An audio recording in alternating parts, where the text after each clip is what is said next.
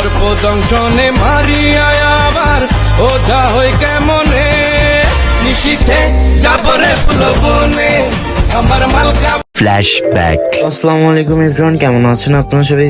Atif Hasan from গাইবান্ধার বদ্ধ Facebook page থেকে আবার একটি নতুন ভিডিও নিয়ে চলে এসেছি। করতেছি আপনারা সবাই অনেক ভালো আছেন, আমি আলহামদুলিল্লাহ অনেক ভালো আছি। তো যাই হোক, আমাকে নকশি পিঠা ফেসবুক পেজ থেকে কিছু পিঠা পাঠানো হয়েছিল। যখন দাদু দাদি বেঁচে ছিল, এরকম নভেম্বর মাসের শেষে আমাদের স্কুলের পরীক্ষা শেষ হওয়া, আর আমি তো ভাই দাদি বাড়িতে জাস্ট দৌড়াইতাম দাদির হাতের পিঠা খাওয়ার জন্য। আর দাদির হাতের মোস্ট ফেভারিট পিঠা ছিল হইতেছে আমার কুলি পিঠা আর তেলে ভাজা পিঠা। উনি পিঠাটা অনেক ভালো বানাইতো, বাট কি বলবো, আফসোস, আল্লাহ ওনাকে জান্নাত নসিব করুক এইটুকুই দোয়া করি। অনেক মিস করি তারে এবং তার হাতের পিঠাকে। আমার দাদি মারা গেছে করোনার টাইমে, ওনারও করোনা কোভিড-19 হয়েই মারা গেছিল। সো যাই হোক, অনেক দিন ধরে দাদির পিঠারে অনেক মিস করতেছিলাম, আর ওইভাবে কোথাও পিঠা খাইও নি এরপর কোথাও। পরে আর কি, আমি একদিন ফেসবুকে ঘুরতেছিলাম, আর ঘুরতে ঘুরতে এখানে দেখি ফেসবুকে নকশি পিঠা ফেসবুক পেজ থেকে, মানে কি বলবো, এত সুন্দর সুন্দর পিঠা বানাই দিয়েছিল, আমি তো লোভ সামলাইতে পারতেছিলাম না। পরে আমি পিঠা অর্ডার করে দিছিলাম। অর্ডার করে দেওয়ার ঠিক 2 দিন পরে আমার কাছে ফোন আসে যে পিঠা চলে আসছে। আর এই তো আমি দৌড়াতে দৌড়াতে যে রিসিভ করে নিয়ে আসছি।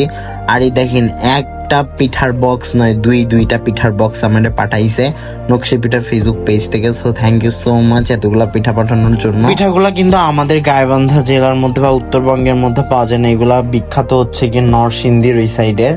সো ওই জায়গা থেকে এই পিঠাগুলো কখনো খাইনি, একবার খাইছিলাম।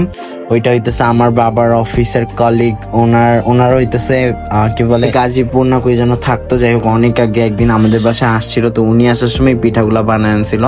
সো ওই টাইমে খাইছিলাম, আর ওই পিঠার টেস্টটা আমার মুখের মধ্যে সেই পরিমাণ লেগেছিল। সো পরে যখন এটা দেখছি, দেখার পর আমি আর লোভ সামলাইতে পারিনি ভাই, দেখেন খুলে আমি খাওয়া শুরু করে দিছি। আর এই পিঠা নিয়ে আমাদের ভাই বোনের মধ্যে লেগে গেছিল সেই মারামারি, বিশ্বাস করে না। আমি এই যে রিভিউ করার সময় পিঠাটা খাইছিলাম, এরপর একটা পিঠা আমার মুখের মধ্যে পড়ে নাই, সব আমার বোন খেয়ালায় শেষ করে ফেলছে। তারপর থেকে আমি আসার পর যখন দেখছি, আমার তো গেছে মাথা মুথা নষ্ট হয়ে। তারপর আমাদের দুজনের মধ্যে এত পরিমাণে ঝামেলা আর ঝগড়া হয়েছে, কেউ আর কারোর সাথে আজকে 5-6 দিন হয়ে গেছে কথাবার্তা কিছু বলি না। এখন এই ব্যাপারটা থেকে আপনারা কি বুঝলেন, এই পিঠার টেস্ট তাইলে কেমন? আই হোপ বুঝতেই পারছেন। এই পিঠা খাওয়া নিয়ে 2 ভাই বোনের মাঝখানে আমাদের ঝগড়া টগড়া লেগে গেছিল। সো যাই হোক, আপনাদের বাড়ির মধ্যে যদি এরকম ঝগড়া টগড়া না লাগাইতে চান, তাইলে অবশ্যই 2 বক্স 4 বক্স করে অর্ডার করবেন, নাইলে কিন্তু আমাদের মতো হইতেছে আপনাদেরও ঝগড়া টগড়া লেগে যাবে। ঝগড়া টগড়া কেন, চুল ছেঁড়াছিড়িও হইতে পারে। আর যাই হোক, আমি আবার এখানে একটা পিঠা ভেঙে দেখাইতেছিলাম যে পিঠাটা কেমন মুচমুচে। আসলে ভাই পিঠাটা অনেক বেশি টেস্টি আর অনেক ভালো লাগছে। সো ওই বড় পিঠাগুলো খাওয়ার পর আমি অবশ্যই ছোট ছোট পিঠাগুলোও খাইতেছিলাম। এইখানে হইতেছে টোটাল 4 প্রকারের মিক্স দেওয়া ছিল, আর ওইখানে 1 প্রকারের একটাই দেওয়া ছিল।